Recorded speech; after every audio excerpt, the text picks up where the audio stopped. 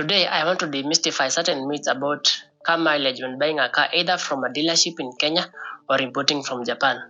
We have had a lot of people say, oh, usibuy gari imepitisha 100,000 kilometers, or usibuy German cars over 60,000 kilometers. All this is a myth because of something called shaken inspection in Japan. I say Japan because a majority of Kenyans buy ex-Japan cars.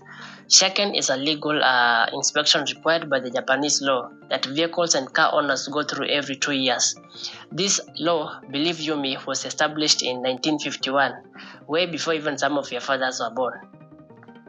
So what happens is every 2 years, a vehicle or a car goes through comprehensive inspection to make sure it is in good driving condition for safety purposes and environmental purposes. The inspection is done on things like exterior parts, identity of the vehicle, which also includes verifying the ownership of the car, emission tests, alignment, odometer calibration, headlights, and brake inspections, speed test, and exhaust systems. So where does mileage come in? Now, as part of the second law, it is compulsory for every vehicle to undergo a major overhaul after it has covered around 100,000 kilometers.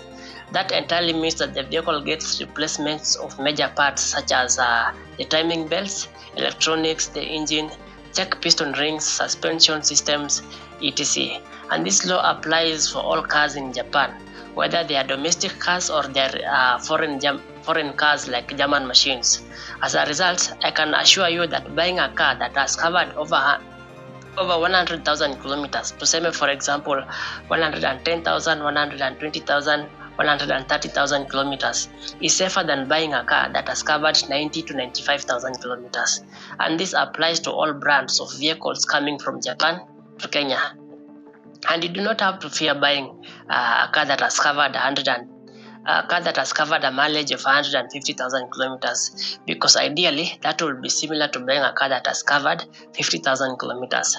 However, by this I do not mean you lower your guard when buying a car from Kenyan dealerships, because we all know some of them are crooked and cook mileage.